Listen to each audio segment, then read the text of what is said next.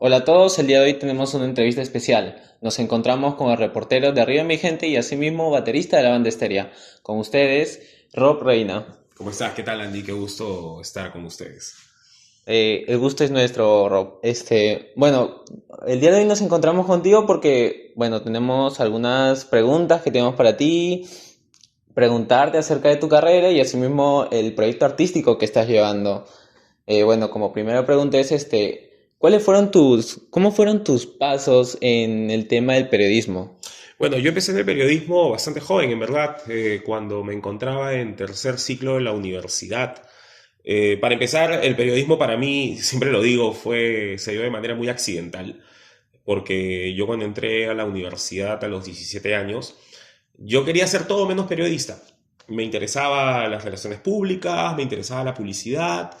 No había visto el periodismo como una posibilidad de carrera. Y mira, han pasado más de 15 años y me estoy dedicando a él, ¿no? Pero exactamente yo empiezo en el año 2009 como practicante de una web que se llama, un portal que se llamaba Perú.com, que ya no existe. Me acuerdo que yo estaba en tercer ciclo de la universidad y un amigo me dice, oye, están buscando practicantes aquí en Perú.com, no pagan nada, pero bueno, te sirve para que puedas aprender. Y para ese entonces yo estaba llevando un curso de periodismo narrativo que de verdad me había gustado mucho. Era un taller de crónicas y a mí siempre me gustó la literatura. Y aparte este amigo me dijo, es para trabajar en la sección de espectáculos, pero también hacemos coberturas de conciertos, puedes entrevistar artistas y como a mí siempre me gustó la música, dije, ah, qué chévere, voy a poder ir a conciertos gratis, voy a poder conocer artistas, ah, me meto. Y empecé como practicante en el año 2009 y desde entonces no he parado. He hecho periodismo digital, radial, televisivo, prensa escrita, he hecho todo lo que he podido, ¿no? Wow, Rob, me parece muy importante todo lo que estás hablando. Ujú. También quisiéramos saber qué cualidades necesita tener un buen reportero. Un buen reportero tiene que ser curioso, tiene que ser sapo, tiene que ser una persona que no se crea lo primero que le digan.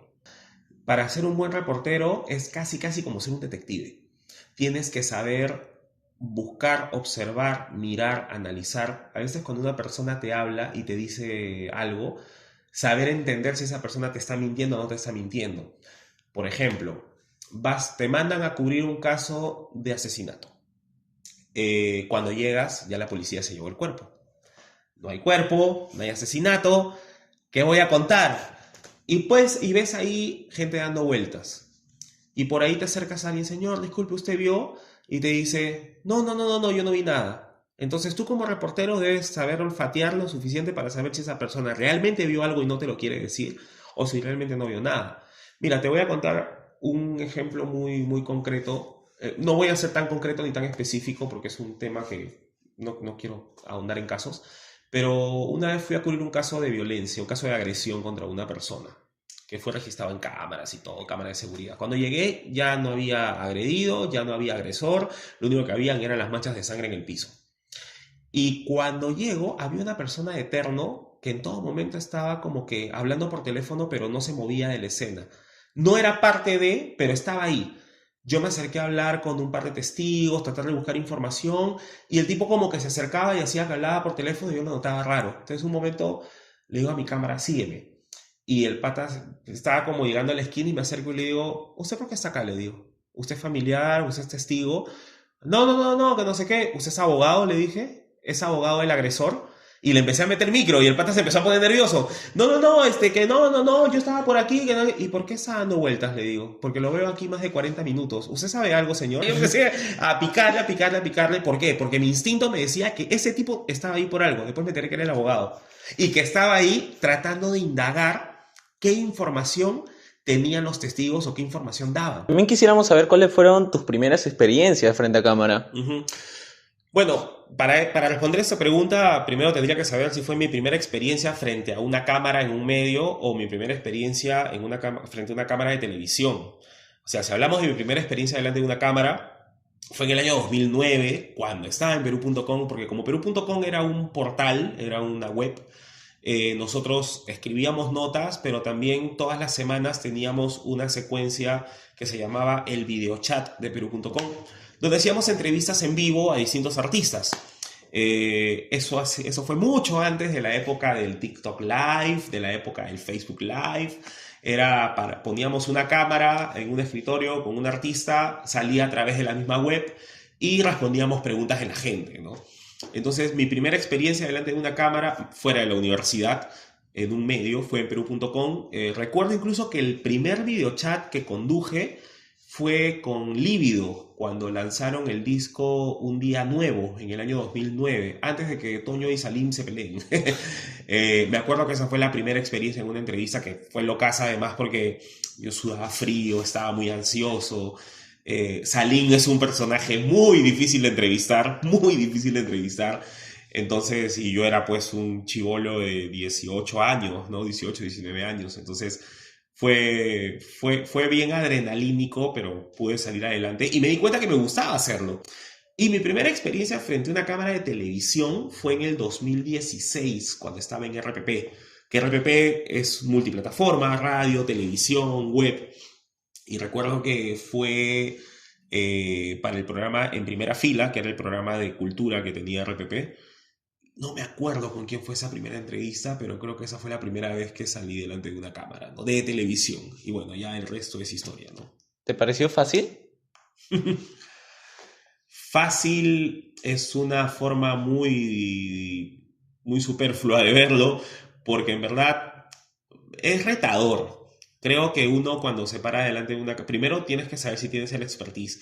No todos tienen la misma facilidad de palabra delante de una cámara. Algunos ponen la cámara y se cohíben, se traban, se asustan, se ponen nerviosos. Creo que para mí se dio de manera muy natural, partiendo porque siempre me ha gustado conversar con gente. Desde muy chico, yo de niño, yo tengo recuerdos de hablar con personas adultas y conversaba de tú a tú.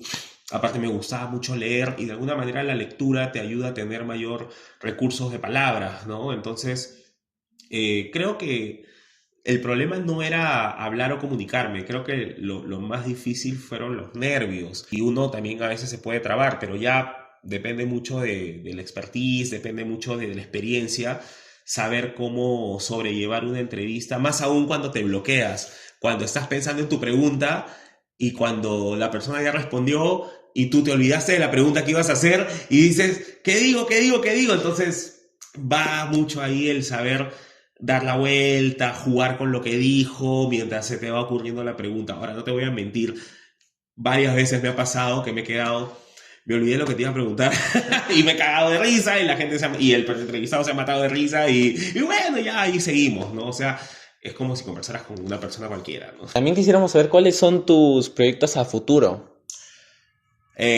Bueno, mi proyecto a futuro ahorita primero es llegar vivo a los 40.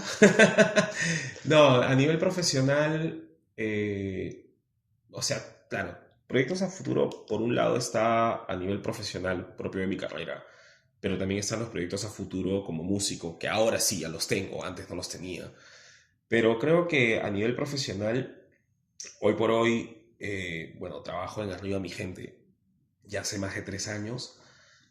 No sé cuánto tiempo más seguirá el programa, esperemos que todavía siga mucho más, pero quizás luego de que el programa termine me dé una pausa indefinida de los medios de comunicación. Bueno, y como último, ya para dejar de molestarte, ¿qué últimas palabras le darías a las personas que ahorita están estudiando periodismo? Chicos, necesitamos buenos periodistas, necesitamos periodistas con criterio, necesitamos periodistas éticos. Hoy en día la creación de contenido es un camino muy interesante a nivel laboral para muchos chicos que están estudiando periodismo, pero no dejen de profesionalizarse, no dejen de estudiar.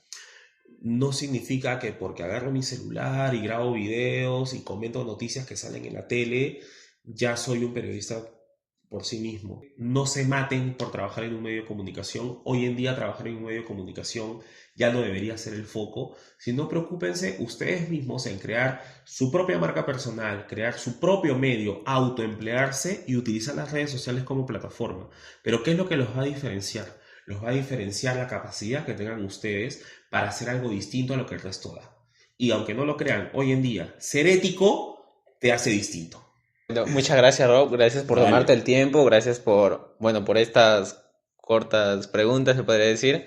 Y bueno, gracias también por los consejos que le están dando a los Listo. estudiantes de periodismo. La verdad que nosotros encantados de tomar tus experiencias y tus consejos, la verdad. Yo encantado de compartir con los chicos de la UPN. Ya he ido varias veces.